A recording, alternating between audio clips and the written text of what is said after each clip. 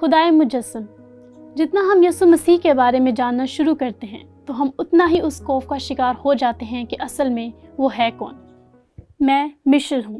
اس اصول کے متعلق کہ میں نے کہا خدا کا بندہ اور دراصل خدا کا مسیح کی صورت میں آنا مراد تھا۔ یسوع مسیح خدا اور انسان دونوں تھے، ایک انتہائی عظیم معمہ، لیکن یہ اصل میں نجات کے پیغام کی اصل روح کا بیان ہے، اور ذاتی طور پر میں بھی یسوع مسیح کو مزید جاننے کی متلاشی ہوں۔ ڈاکٹر جان والورڈ جو مسیح میں سو گئے تھے، ان کی ایک کتاب آج کل استعمال میں ہے، اور انہوں نے ایک کتاب یسوع مسیح ہمارا خدا کے نام سے لکھی۔ یہ کتاب پرانے اور نئے عہد نامہ میں موجود یسوع مسیح کی تعلیمات کا تفصیلی اظہار ہے۔ مثال کے طور پر یسوع مسیح کا جسم اختیار کرنے سے پہلے کی خوشخبری ہمیں وہاں ملتی ہے۔ جب ہم خدا کے فرشتے کے ذریعے دیے گئے کلام کے بارے میں پڑھتے ہیں، وہ یسوع المسیح کے واقعی تجسیم کے ظہور کا اعلان ہے، اور پھر یقیناً نئے عہد نامہ میں آپ کو مسیح کے تجسم ہونے کے بارے میں پڑھنے کو ملتا ہے۔ جب خدا نے انسان کی صورت اختیار کی، جب وہ جسم اختیار کر کے زمین پر آیا، اور اگر آپ اس سارے پس منظر کو دہراتے ہیں تو آپ کو احساس ہوتا ہے کہ یہ کس قدر پرجوش تجربہ رہا ہوگا۔ میں آپ کو اس کا پڑھنے کی تلقین دوں گی، کیونکہ یہ اسی اصول کی طرف اشارہ کرتا ہے جس کا تعلق خدا کا انسان کی صورت اختیار کرنا ہے۔ اور جب ہم یہاں پڑھتے ہیں تو متی رسول ہمیں خدائے مجسم کے اصول کی انتہائی مخصوص انداز میں سمجھنے میں مدد دیتا ہے۔ پہلے مجھے صرف اس بارے میں جائزہ لینے دیں۔ پہاڑی واز سے پہلے یسوع ہر طرف تعلیم دیتے اور شفا دیتے گئے، اور اس کو دیکھتے ہوئے ہجوموں کے ہجوم جمع ہو رہے تھے۔ یقیناً اب وہ خاص طور پر گلیل کے علاقہ میں آباد ہوئے۔ غالباً وہ ان کا آبائی شہر تھا، وہاں انہوں نے قیام کیا۔ غالباً انہوں نے کفرنہوم میں قیام کیا کیونکہ ان کو اپنا ذاتی گھر نہ تھا۔ شاید وہ پطرس کے گھر میں ٹھہرے، یا شاید زبدی کے گھر میں، جو یعقوب اور یوحنا کے والد صاحب تھے۔ اور اب یسوع مسیح واپسی کا سفر کرتے ہیں۔ وہ پہاڑ پر سے اترتا کیونکہ وہ مجمع سے دور جانے کے لیے اوپر گیا تھا، لیکن جب وہ پہاڑ پر سے اترا تو بھیڑ دوبارہ اس کے گرد جمع ہونا شروع ہو گئی، اور یہاں پھر وہ معجزات کے ذریعے کام کرنے لگتا ہے۔ یہ نہایت دلچسپ ہے کہ جب اس نے پہاڑی واز دیا تو ہمیں اس کے معجزاتی کاموں کا کوئی حوالہ نہیں ملتا۔ وہ محض تعلیم دے رہا تھا، اور ہم اس بارے میں دیکھ چکے ہیں کہ کیسے ہم مسیح یسوع میں رہتے ہوئے اپنی زندگی گزارنی چاہیے۔ لیکن ایک بار پھر جب وہ پہاڑ پر سے اترتا ہے تو معجزات کے ذریعے کام کرتے ہوئے اپنی الوہیت کی تصدیق کرتا ہے۔ مثال کے طور پر باب 8 پر ہم ایک کوڑی کو شفا یاب ہونے کے عمل کو دیکھ سکتے ہیں۔ ہم اسی باب کی 5ویں آیت سے 13 آیت تک رومی صوبہ دار کے نوکر کو شفا دیتا ہوا نظر آتا ہے، اور اس کو سادہ الفاظ میں کہنا بجا ہوگا کہ یہ متی رسول میں بیان کیا گیا وہ پہلا حوالہ ہے جہاں وہ غیر یہودی کو شفا دیتا ہے۔ یہودی عوام کے علاوہ وہاں غیر یہودی بھی تھے، جن میں سے شاید بہت سے یہودیت مذہب میں تبدیلی اختیار کر گئے تھے، اور وہ صوبہ دار اپنے نوکر کے کہنے پر آیا، اور دلچسپ بات جو وہ کہتا ہے کہ یسوع مسیح ان کا ایمان دیکھ کر حیران ہوا۔ اس نے کہا، میں نے اسرائیل میں بھی ایسا ایمان نہیں پایا۔ پھر ہمیں ایک اور اہم معجزہ ملتا ہے۔ ہم پطرس کی ساس کو شفا یاب ہوتے دیکھتے ہیں۔ اب میں اس پر اپنا نقطہ نظر دیتے ہوئے آپ کو کفرنہوم کے علاقہ میں لے چلتی ہوں، اور یہ وہ جگہ ہے جہاں یسوع مسیح بنیادی طور پر 18 مہینے تک رہے۔ اس کا اپنا کوئی گھر نہیں تھا۔ اب اس کے بارے میں بتاتے ہوئے میں آپ کو کفرنہوم کے علاقہ میں لے چلتی ہوں۔ یہ وہ جگہ ہے جہاں یسوع مسیح نے بنیادی طور پر زندگی کے 18 مہینے گزارے۔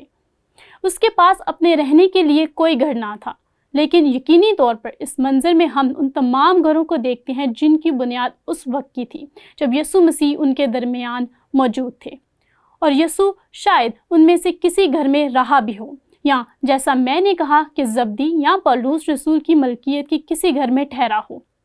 یہاں پر ہمیں اس منظر کو وسیع طرز سے دیکھنے کے طور پر، کیونکہ یسوع جب ہیکل سے باہر آیا اور اس نے ادھر ادھر دیکھا تو اسے ایک خلائی طیارے کی طرح نہیں محسوس ہوا، کیونکہ وہ اس جگہ سے بخوبی واقف تھا۔ اب وہاں ایک چرچ قائم تھا، لیکن اگر آپ اس کی گہرائی میں جائیں تو وہ آپ کو پتہ چلے گا کہ وہ پطرس کا گھر تھا، جہاں یسوع مسیح ہیکل سے نکل کر اس گھر میں داخل ہوئے اور پطرس کی ساس کو شفا بخشی، جو کہ آپ کو ایک عجیب تجربے کا احساس دلاتا ہے، اور وہ ہونا ہی ایک دلکش احساس کی عکاسی کرتا ہے۔ اس کمرے میں موجود کچھ لوگ ہمارے ساتھ اس جگہ کو تو دیکھ چکے ہیں۔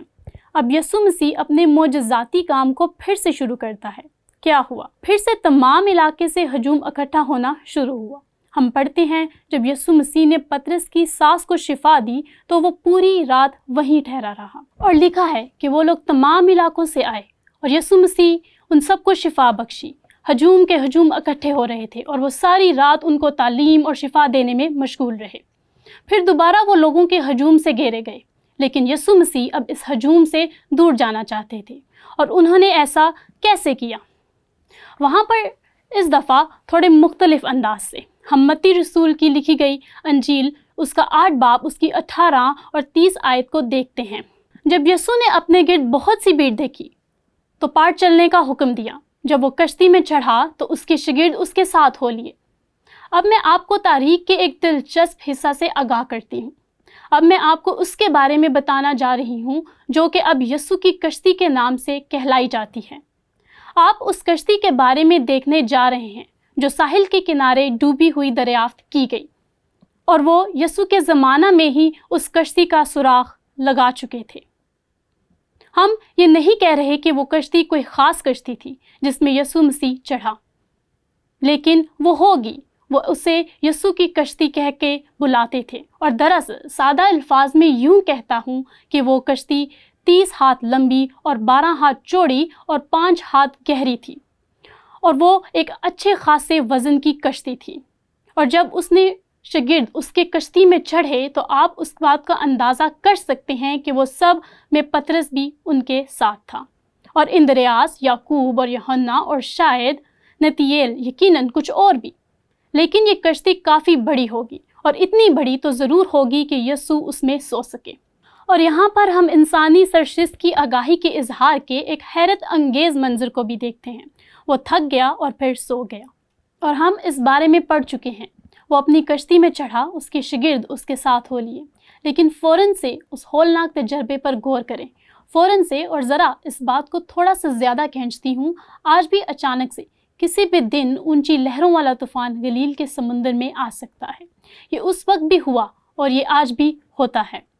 اور دیکھو، جھیل میں ایسا بڑا طوفان آیا کہ کشتی لہروں میں چھپ گئی۔ اگر کشتی کے اصل حالت کو سامنے رکھیں تو ہمیں اس بڑے طوفان کی نوعیت کا اندازہ ہوگا، مگر وہ سوتا تھا۔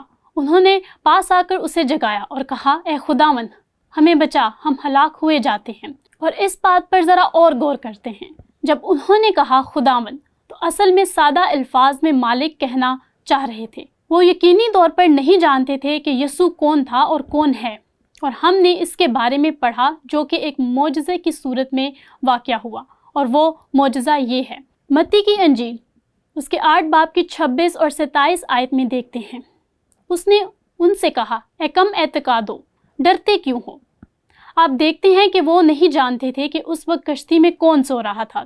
تب اس نے اٹھ کر ہوا اور پانی کو ڈانٹا، اور بڑا امن ہو گیا، اور لوگ تعجب کر کے کہنے لگے، یہ کس طرح کا آدمی ہے کہ ہوا اور پانی بھی اس کا حکم مانتے ہیں۔ وہ اس بات کو دریافت کرنے کی راہ میں ہیں، اور بے شک یسوع مسیح ہی خدائے مجسم تھا۔ کیا یہ دلچسپ نہیں ہے کہ آپ کس طرح انسان اور الہی کے درمیان باہمی تعلق کو دیکھتے ہیں؟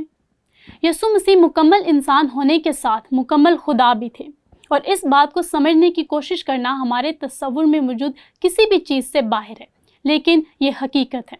اور دوبارہ میں آپ کو ڈاکٹر ویلورڈ کی لکھی گئی کتاب یسوع مسیح ہمارا خدا کے حوالے کی طرف لے کے جاؤں گی، جس کا ذکر میں پہلے بھی کر چکی ہوں۔ وہ ان تمام نکات کو جوڑتے ہوئے اس کے ایک انسان اور الہی ہونے کے سارے حوالے کو ترتیب دیتے ہیں کہ یہ معجزاتی ملاپ تب وقوع پذیر ہوا جب خدا انسان بنا اور ہمارے درمیان ٹھہرا۔ یسوع مسیح ہمارا خدا، خدائے مجسم۔ پھر ہمیں یہ ایک سوال کی طرف لے جاتا ہے جس کے بارے میں چاہتی ہوں کہ آپ اس پر غور کریں۔ جب آپ کلسیوں کی کلیسیا کے نام لکھے گئے خط میں خداوند یسوع مسیح کے بارے میں پالوس رسول کے بیان کردہ حوالہ کو دیکھتے ہیں تو کیسے آپ اپنی سمجھ بوجھ اور جذباتی رد عمل کا اظہار کریں گے کہ اصل میں مسیح ہے کون؟ میں چاہتی ہوں کہ آپ اس کو اس طرح سوچیں، کیونکہ میں ان الفاظ کو پڑھنے جا رہی ہوں جو پالوس رسول نے یسوع مسیح کے تجسیم خدا ہونے کی نوعیت سے لکھے۔ کلسیوں پہلا باب 15 آیت میں وہ بتایا گیا جو اس نے لکھے۔ وہ اندیکھے خدا کی صورت اور ان تمام مخلوقات سے پہلے مولود تھے، کیونکہ اسی میں سب چیزیں پیدا کی گئیں، آسمان کی ہوں یا زمین کی، دیکھی ہوں یا اندیکھی، تخت ہوں یا ریاستیں یا حکومت یا اختیارات، سب چیزیں اسی کے وسیلہ سے اور اسی کے واسطے پیدا ہوئیں، اور وہ سب چیزوں سے پہلے اور اسی میں سب چیزیں قائم رہتی ہیں۔ جیسے میں نے اس حوالے کو پڑھا اور جب میں اس حوالے کو کئی دوسرے موقع پر پڑھتی تھی، میرا ذہن اس حوالے کی طرف جاتا ہے جو یوحنا رسول کے پہلے باب کی پہلی اور دوسری آیات میں یہ کلام کیا۔ ابتدا میں کلام تھا اور کلام خدا کے ساتھ تھا اور کلام خدا تھا، یہی ابتدا میں خدا کے ساتھ تھا۔ سب چیزیں اسی کے وسیلہ سے پیدا ہوئیں۔ اس سے یوں لگتا ہے کہ پالوس نے ایسا کبھی نہیں کہا۔ کلسیوں کے نام خط میں بھی دیکھتے ہیں سب چیزیں اس کے وسیلہ سے پیدا ہوئیں، اور جو کچھ پیدا ہوا ہے ان میں سے کوئی چیز بھی اس کے بغیر پیدا نہیں ہوئی۔ وہ خدا تھا جو مجسم ہو کر دنیا میں آیا۔ تاہم پالوس رسول کلسیوں کی کلیسیا کے نام لکھے ہوئے خط میں آگے بڑھتے ہوئے کہتے ہیں، اور کلسیوں پہلا باب کی 18 اور 19 آیات میں اس بات پر غور کریں کہ وہی بدن یعنی کلیسیا کا سر ہے، اور وہی ابتدا ہے اور مردوں میں سے جی اٹھنے والوں میں پہلو تھا، تاکہ سب باتوں میں اس کا اول درجہ ہو، کیونکہ باپ کو یہ پسند آیا کہ ساری معموری اسی میں سکونت کرے۔ اس بارے میں سوچیں اور اس کے خون کے سبب سے جو صلیب پر بہا، صلح کر کے سب چیزوں کا اسی کے وسیلے سے اپنے ساتھ میل کر لے، خواہ وہ زمین کی ہوں یا خواہ آسمان کی۔ اور دوبارہ میرا ذہن اس تعلق کی طرف لے گیا جس کے بارے میں ہم یوحنا کی انجیل بیان کرنے کے بارے میں پڑھتے ہیں، کیونکہ یوحنا رسول نے اپنے انجیلی بیان میں لکھا، وہ اپنوں میں آیا، وہ انسان بنا، وہ سب سے پہلے یہودیوں کے پاس آیا، وہ خود بھی ایک یہودی تھے، اور اس کے بارے میں ہم متی رسول کے لکھے گئے انجیلی بیان میں دیکھ چکے ہیں۔ وہ اپنے ہی لوگوں میں خدمت کے کام کا انجام دے رہا تھا۔ وہ اپنوں میں آیا اور اس کے اپنوں نے اسے قبول نہ کیا، لیکن جتنوں نے اسے قبول کیا اس نے انہیں خدا کے فرزند ہونے کا حق بخشا، ان سب کو جو اس کے نام سے واقف ہیں، جو نہ خون یا بدن کی خواہش سے پیدا ہوا یا انسان کی مرضی سے، لیکن خدا سے۔ یہاں آپ اس تعلق کو دیکھتے ہیں جو پالوس رسول نے کلسیوں کی کلیسیا کے نام لکھے گئے خط میں ایک مسیحی کلیسیا کے قیام کا ذکر کیا۔ وہ جو یسوع مسیح پر ایمان رکھتے ہیں، چاہے وہ یہودی ہوں یا غیر یہودی، وہ سب کے لیے آیا تاکہ وہ انہیں نیا جنم اور نئی زندگی دے۔ اور پھر یوحنا رسول نے اپنی بات کا اختتام اس بات پر کرتے ہوئے کہا، کلام مجسم ہوا، یعنی یسوع مسیح، وہی کلمہ جو ابتدا میں تھا، وہی کلمہ جس کے وسیلے سے تمام چیزیں قائم ہوئیں۔ کلام مجسم ہوا اور ہمارے درمیان رہا، اور یوحنا رسول نے کہا، ہم نے اس کا ایسا جلال دیکھا جیسا باپ کے اکلوتے کا جلال، سچائی اور جلال سے معمور۔ اس سے ناقابل یقین معجزے کا ایک اظہار ہوا، اور کیا آپ اس بات کا تصور کر سکتے ہیں کہ وہ اپنی آواز سے اس نے خطرناک طوفان کو تھما دیا؟ کیوں؟ کیونکہ وہ خدائے مجسم تھا۔ اس اصول کو یاد رکھتے ہوئے زندگی گزاریں۔ جتنا ہم یسوع مسیح کے بارے میں جاننا شروع کرتے ہیں تو ہم اتنا ہی اس خوف کا شکار ہو جاتے ہیں کہ اصل میں وہ ہے کون۔